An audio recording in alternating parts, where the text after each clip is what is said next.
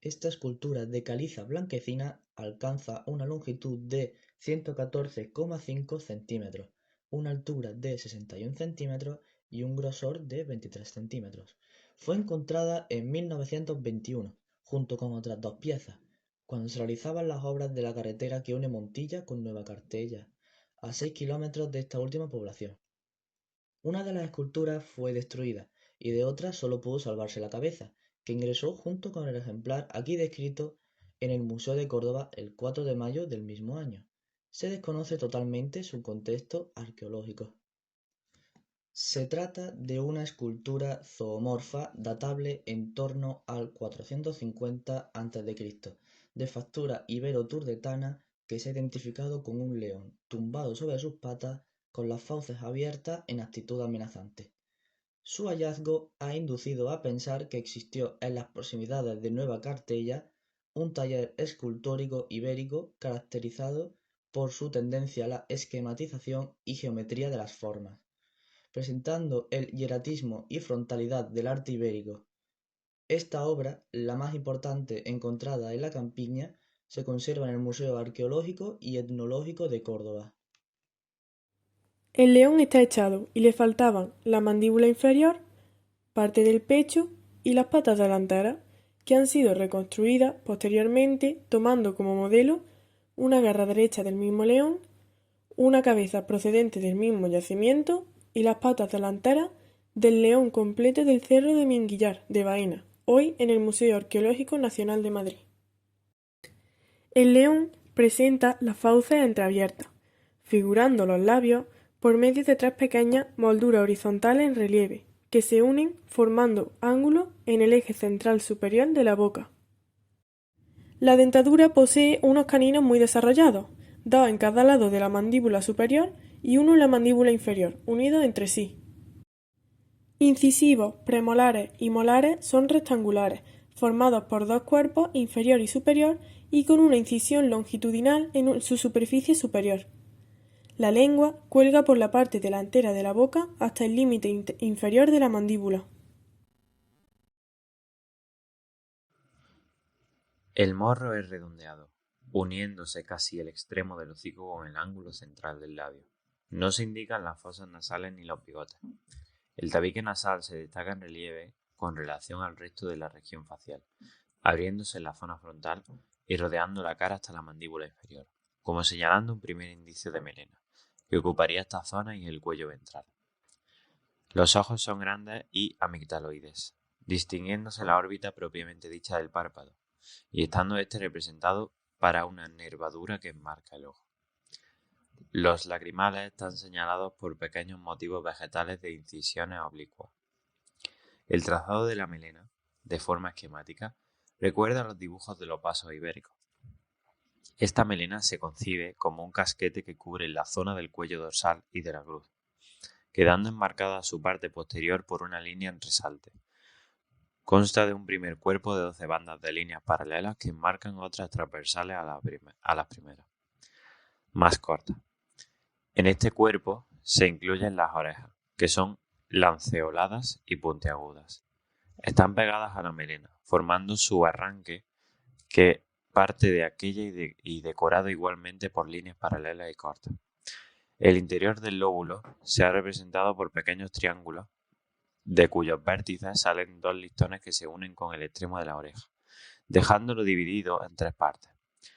El segundo cuerpo de la melena está constituido asimismo de bandas, pero esta vez a base de líneas curvas paralelas. Cada banda se entrelaza con las que están a su lado, dando la impresión de mechones. Este segundo cuerpo se sitúa solamente en los laterales del cuello, manteniéndose las bandas del primer cuerpo en la zona dorsal del mismo.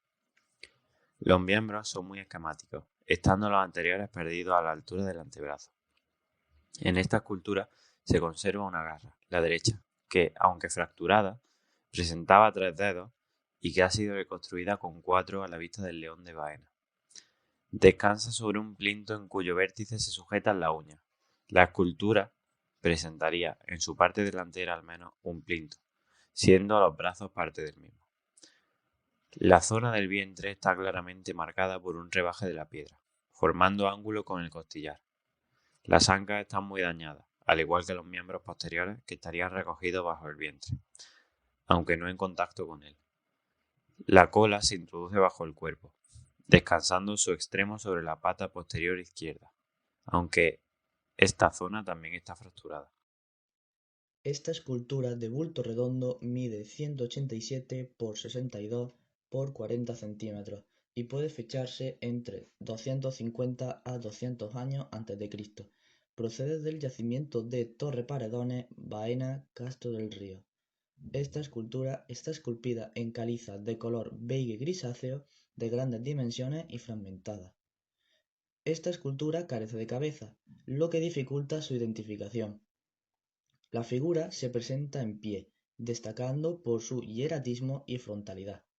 Va vestida con una túnica y manto con decoración incisa, que intentan representar los pliegues del tejido de forma muy arcaica. Presenta restos de policromía. Las manos están recogidas en el vientre en actitud oferente, muy similar a los exvotos iberos.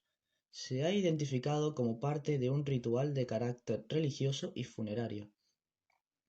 La figura muestra la gran importancia de la mujer en los ritos religiosos ibéricos. Su aspecto majestuoso nos acerca a una dama de alta cuna que puede estar ofreciendo un presente a la divinidad o participar en un rito de iniciación, fechada en torno al 250 a.C. La escultura procede del yacimiento de Torre Paredones, Baena, Castro del Río. La cercanía de este yacimiento a varios manantiales refuerza el significado salutífero y de dedicación religiosa del espacio del que la escultura formaría parte. Se ha puesto en relación con otras esculturas ibero-romanas que presentan características similares, como es el caso de la Dama del Cerro de los Santos, Albacete. Plato cerámico decorado. Plato realizado a torno en cerámica de color beige, debido a la atmósfera oxidante a la que ha sido sometido en el proceso de cocción. La pieza está compuesta por una base circular ligeramente rehundida al interior, sobre la que se levantan las paredes divergentes que dibujan un perfil sinuoso. La boca alcanza el diámetro máximo de la pieza y está rematada por un borde exvasado y replegado simple. El plato ha sido recubierto por una capa de engobe de color beige, sobre la que se dispone la decoración en 3 bandas paralelas y circuncéntricas en color rojo vinoso. La capa pictórica presenta graves desprendimientos y pérdida de color. Fue hallada en la necrópolis de los Torbiscales, en el Cerro de las Cabezas de Fuente Tojar, Córdoba, y puede datarse en torno al 300-200 a.C.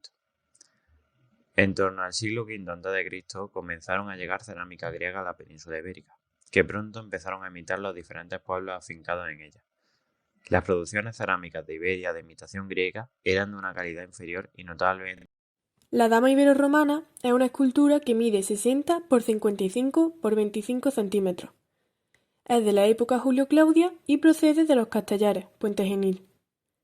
Se trata de un busto femenino de piedra caliza labrada, pulimentada y cincelada, que en origen debió ser una estatua de cuerpo entero que en un momento determinado se corta de forma irregular a la altura del pecho. Presenta una frontalidad que enlaza con el tipo de dama ibérica, aunque muestra un cuidado peinado y un aspecto general propio ya del gusto romano. La dama se presenta con la cabeza velada. Varios pliegues de la palla se ven todavía sobre el hombro izquierdo, la parte izquierda del busto y muy poco sobre el hombro derecho. El rostro ofrece una cara ovalada, con ojos almendrados, nariz recta y boca pequeña con labio inferior y mentón bien formados. Por otra parte, el peinado presenta 8 bandas delimitadas por surcos que se ordenan paralelamente a la raya central. La parte anterior del busto se halla cortada verticalmente, habiendo desaparecido los pechos y vestiduras. En la cabeza se observan algunos golpes y rozaduras que también son evidentes en el busto. La parte posterior se encuentra sin tallar, solo devastada. Con una función de representación pública, la pieza se puede datar en la época altoimperial romana, entre los años 27 a.C. y 68 después de Cristo, en la época Julio-Claudia. Desde el punto de vista iconográfico, representa un retrato de dama romana. No podemos determinar si se trata de un retrato imperial o de un personaje de la alta clase social de la Bética que adopta plenamente la moda y la expresión de la corte romana. Según algunos arqueólogos, puede identificarse como copia local de un retrato de Julia Augusta, respondiendo a la corriente imperante en la época de copiar modelos romanos, sobre todo en vestimenta, de los personajes locales. Estilísticamente, responde aún a los principios de estatuaria ibérica, presentando características de la mezcla de culturas en esta primera época, en torno al cambio de era. El sentido de esta pieza hay que ponerlo en relación con el gusto de la élite local por asumir modelos de la corte romana, idea, por otra parte, propia del proceso de aculturación que se viene produciendo en esos tiempos.